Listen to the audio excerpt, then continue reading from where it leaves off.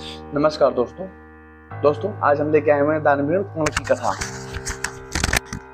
महाभारत की कहानी में बहुत महान लोगों का वर्णन है। उनमें से थे एक दानवीर कर्ण।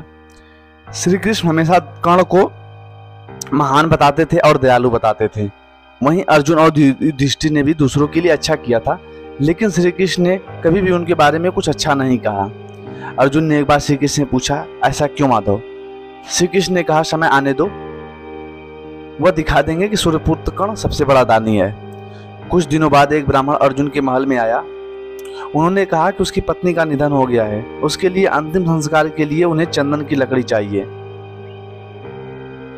उपहार के रूप में ब्राह्मण ने अर्जुन से चंदन की लकड़ी का टुकड़ा मांगा। अर्जुन ने अपने मंत्री से खजाने से चंदन लाने को कहा, लेकिन उस दिन न तो राजकोष में और न ही अन्य कहीं चंदन की लकड़ी थी। अर्जुन ने ब्राह्मण से कहा, मुझे क्षमा करें, आपके लिए चंदन नहीं मिला, मैं आपको नहीं दे सकता। श्री कृष्ण वहां थे और उन्होंने सब कुछ देखा। उसने ब्राह्मण से कहा, आपको निश्चित रूप से एक ही स्थान पर चंदन मिलेगा, मेरे साथ आओ। श्री कृष्ण के साथ अर्जुन भी गए। श्री कृष्ण और अर्जुन ने ब्राह्मण का रूप धारण किया और उस ब्राह्मण के साथ कर्ण के दरबार में गए। वहां भी ब्राह्मण ने कर्ण से उसे चंदन का उपहार देने के लिए कहा। कर्ण ने अपने मंत्री को उसके लिए चंदन लाने को कहा, पर कुछ समय बाद कर्ण के मंत्री ने कहा, पूरे राज्य में कहीं भी चंदन नहीं मिल सकता।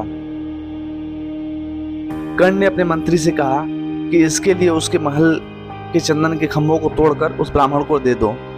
मंत्री ने वैसा ही किया।